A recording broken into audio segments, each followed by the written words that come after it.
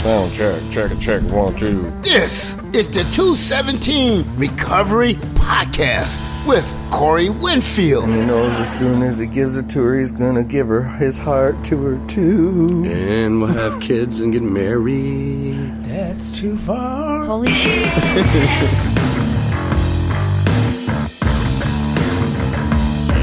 It is May 27th, 2024. My name's Corey Winfield. My name is Marney Winfield. And this is the 217 Recovery Podcast, coming to you recorded live from the room that has a couple different names. And we were thinking about this yesterday because it was called the Eagle's Nest. I just said Eagle's Nest, yeah. And it's also called the Crib. Yeah. And I called it, I don't remember. But yeah, it's the Eagle's Nest in the home studio. In the home studio, yeah.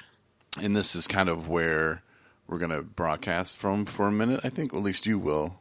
Yeah. Well, the Eagle's Nest isn't that what they call, like, the top? I think that's what Hitler was in, hiding out. Oh, okay. Well, let's not call it that. How about that? Yeah. Okay, it's not the Eagle's Nest. The chateau. Oh. The woods, because our view is of Wood woods. view? Yeah, like out our bedroom window, it's woods. But yeah, that's where we're at. We're not bedroom. We just call it that. Bedroom studio? Yeah, laying in bed right now doing a podcast. Okay. And the reason why we're doing that is because got a little baby here. We do. A little 6 ounce, or 6 ounces, that'd be a small baby. That 6 pound, 13 ounce little baby boy. He was born on Wednesday, the 22nd of May, 2024, at 12:22. He's in the 22 percentile of whatever baby's born or something. I'm not even sure what that means. I hope that's good. It's good. I know everything about him is good. It'd be better if it was top 10, but we'll take 22 percentile.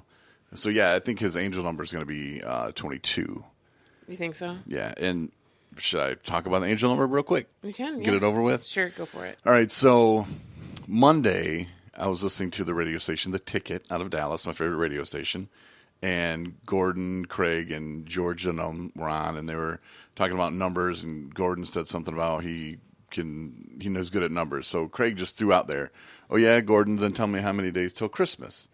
And Gordon threw out like 250, and then George guessed 2011, which clearly was wrong.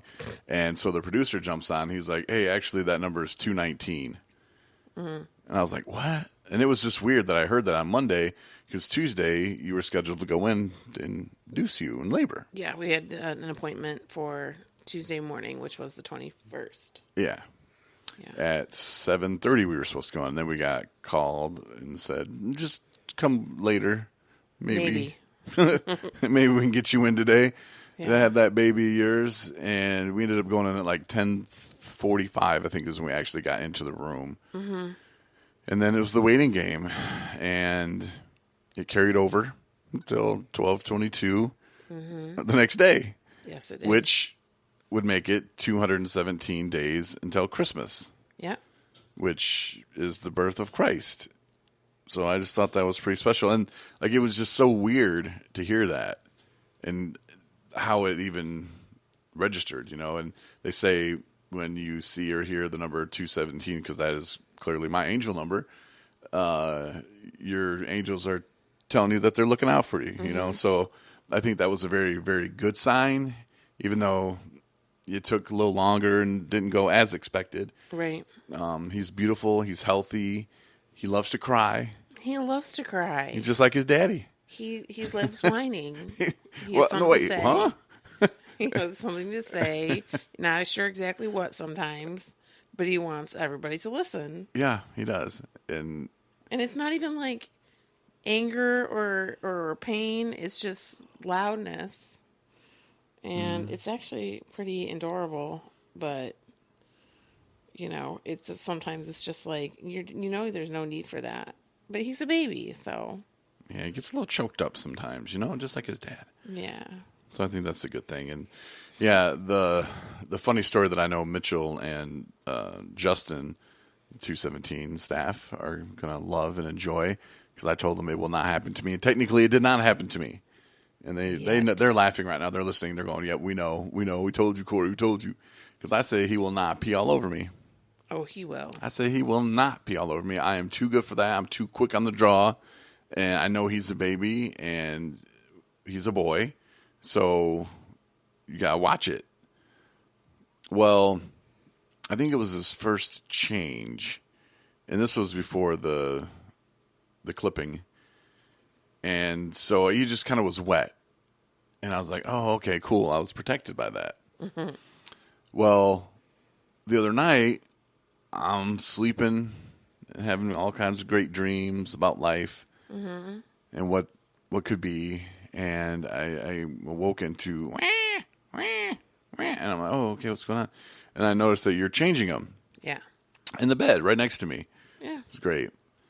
And so I figure we have a humongous bed, and where I'm at right now to get him up and take him to the changing table in his nursery is absolutely ridiculous thought process because, I just went through a major surgery, so it's kind of like this makes sense, and we have all the little changing items right next to us, so yeah, I've been changing them in the bed. Yeah. So Parker was laid out, ready for his change and ready for all the appropriate dressings and such that go along with his, changing, what do you call it, routine, to make sure he's healing right and everything. So the diaper was off, his wet diaper was down, and Mama was doing the wipey of the poo-poos.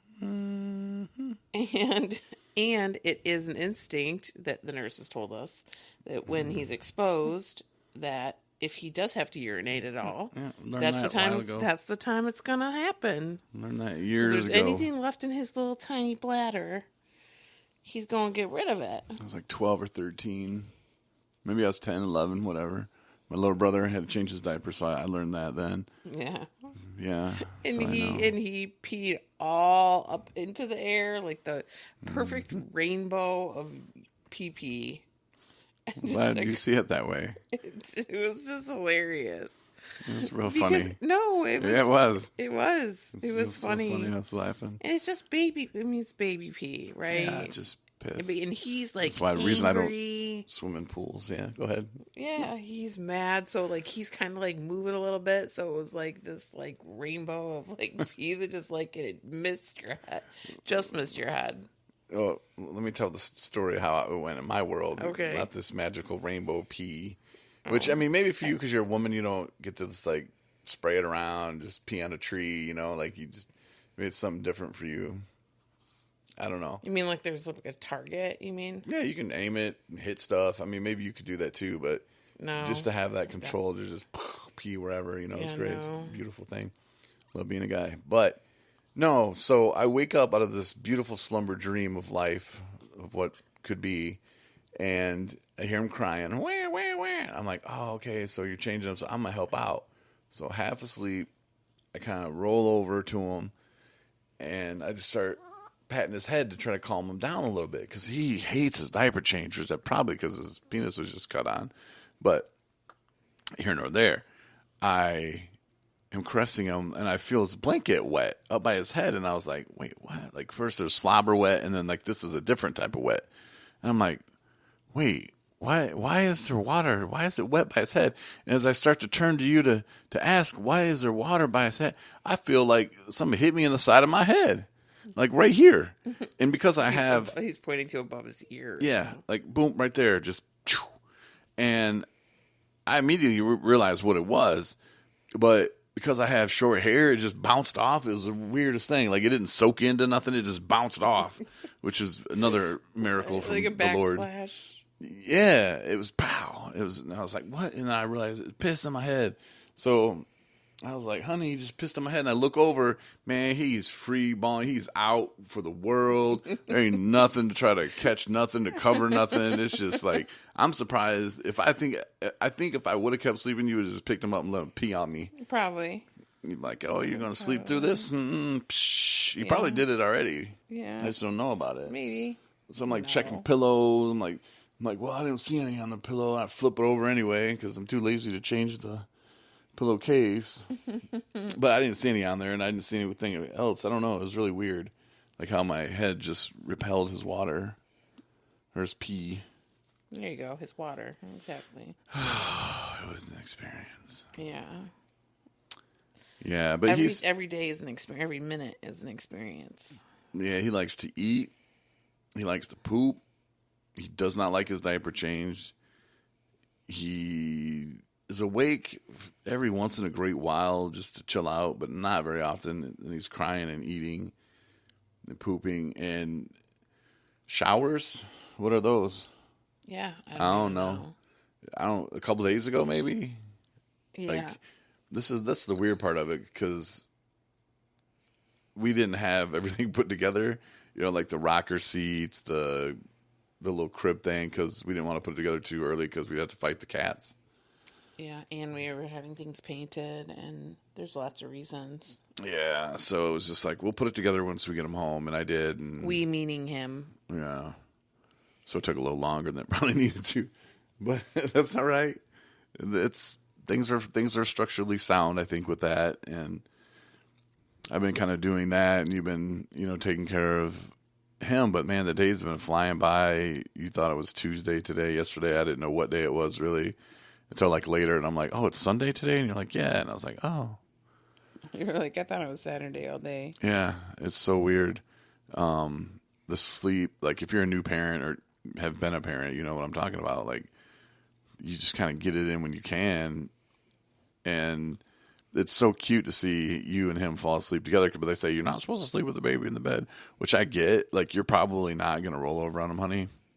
But the way I thrash and roll around in the bed, that's what scares me. And it's like, oh no. Yeah. And yesterday I took him downstairs for a couple hours, and I think it was a couple hours. I don't know. Yeah, because I came down and you guys were in the recliner. It looks like that's the final spot where you were able to get him to probably not cry. Yeah, he was just going nuts last night. And I realized, and this is a tip, this will be shared on the Recovery Dads podcast too, is if you're holding them, don't hold them like you're going to breastfeed him. Like, hold him in a different position, because otherwise he's like, all right, this is the position I get breastfed in. Right. So, expectations. Yeah, grab him by the ankles and just dangle him for a couple minutes. Oh my Just gosh. kidding. Don't do that. That's not what I did. But I did realize, like, let's sit him up a little bit more. Let's put him on his back as opposed to, like, on his side facing me, because that's his feeding position, and on his back is his sleeping position. So that's a free one for all you new parents out there. I know I don't really have much resume here, but I mean, that's one thing that I learned. And don't lay next to your wife when she's changing diapers, because they think it's funny if a baby pees on you. He's just waking up just now. Kinda. Yeah, he's a cutie. We haven't really posted anything on Facebook or anything like that. My sister was wondering when we were going to do that, and I was like, Yeah, my mom put something out, I think. I scolded my mother. Yeah. I was like, don't be doing that. Yeah. So I think she's afraid to now. Probably. Because she knows, like, we want to. If it's our privacy, if we want to share pictures, we can, Yeah. And if they want to share them amongst family members, that's cool. But, like, I don't know. I just have no need or desire to put any pictures of him on Facebook. Right. Not that he's not cute. I mean, he's cute as hell, but he's got little dimples too. He does. He's about to make his entrance on the podcast, it looks like, because he's know. been quiet for way too long. We're gonna get it in. Here we go. I don't know. I'm using my microphone. Nope. He's calming. He's actually calming back down. He's like, now I found my fist. He likes to put his. Oh, he went to grab it. No. Okay. Yeah. No. That's his first ever podcast noise. Aw. So your debut, buddy? Yeah. He said, I'm okay. You're okay. And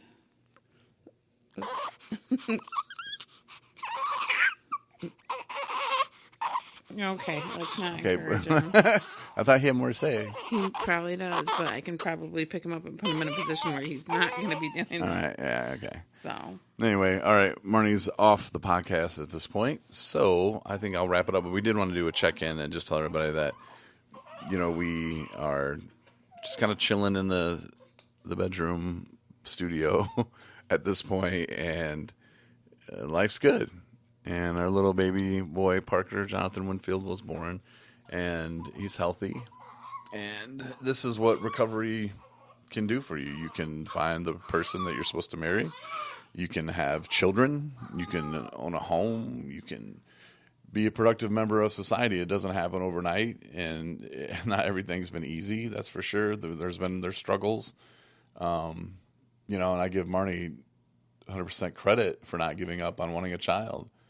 Thought we were just going to have like 80 cats, but she was like, no, we're going to keep sticking with this. And her dedication and her determination and her faith in God, and my faith in God too, and my faith in her, it was just like, all right, I'll be along for the journey. I'll do what I can, but don't give up. If you have dreams and goals, Marney and I both are good examples of how you can turn your life around totally. You could be in a place where you think this will never happen to you. I mean, we were both in that place. We never thought this would happen. I never thought I would get married, have a beautiful wife, a beautiful child. I never thought that. And to be able to help others in the meantime and to give back, it's just been amazing. It really has. So I'm not saying if we can do it, you can do it, because you probably have different goals and different dreams, but they're out there, man, and they can be obtained. So don't give up on yourself, that's for sure. And it's not the easiest. If it was easy, then it wouldn't be that big of a deal. But being in recovery we wear it as a badge of honor. We've been through some hard times and we got through them, and there's nothing greater than that. And that's one of the greatest feelings you can ever have in life. So with that, I am going to go put something together because baby's crying. I found this out too. I was listening to this comedian. I know I can never get off the podcast, and she was talking about how when she pulls into her, was it at the Cat Williams thing? She pulls into her garage and she doesn't just get out of the car. She eats her sandwich and she just plays on her phone for an hour. I gotta see where that's going here. I take my time cleaning up the kitchen now. Yeah. Yeah, I made breakfast this morning and I took my time. I get it. I'm starting to get it. But anyway, thanks for listening, and we'll talk to you later.